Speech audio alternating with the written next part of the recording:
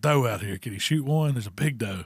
And I was like, heck yeah, fire away. So he shot, and then he said got his first deer. And I said, well, did you find it? He said, yeah, it dropped right in his track. Went Saturday evening, and I had some friends. Dustin brought his two boys down there, Brady and Carter. And Carter never, I don't know if he'd ever fired a rifle. No, he shot at one last year. Probably the first time he ever fired a rifle, I would imagine. Was it him that in the mud hole? They missed a doe out of the wagons.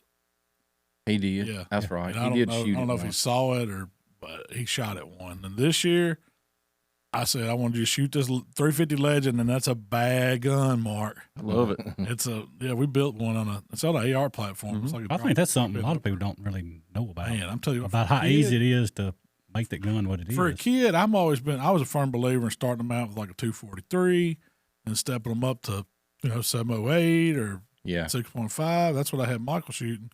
But after we built that 350 Legend and I saw how comfortable they are shooting it, man, that's the best like kid shooting gun. a 22. That's the best kid gun going.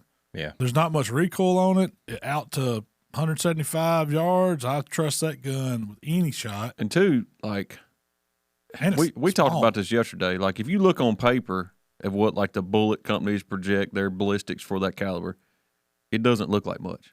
I mean, it's better than 30-30 all the way around. It's not that fast. It ain't got a ton of knockdown on paper.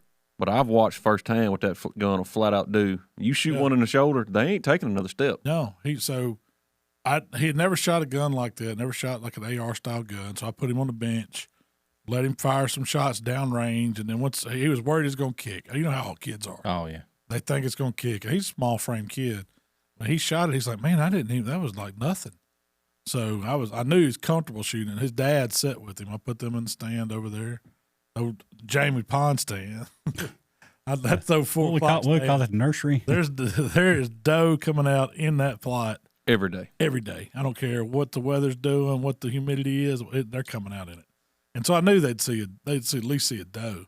And sure enough, I guess me and Michael, we went on to the other property, jumped on side by side, and Ole Miss game was coming on, so we decided we'd just go watch football in the stands. So I put it on streaming, and we was cutting up. He really wasn't. Michael just wasn't having to kill something. He was hoping that the other boys got a shot. And sure enough, about 4 o'clock, I was like, watch, Dustin's fixing Texas, son. And sure enough, he said, there's a doe out here. Can he shoot one? There's a big doe. And I was like, heck yeah, fire away. I wanted him to get a shot at one. So he shot, and then so he dropped it right, or he said got his first deer. And I said, well, did you find it? He said, yeah, it dropped right in his tracks. You could see it on camera. Yeah. We were somewhere, and I was like, deer's laying right there in the field. Yeah. You see white belly So up. He did an awesome job. And I don't know if he was aiming for the neck, but that's where he popped her, and she just dropped. And it was over. It was lights out. And so I was like, man, that's awesome. I was so excited for him.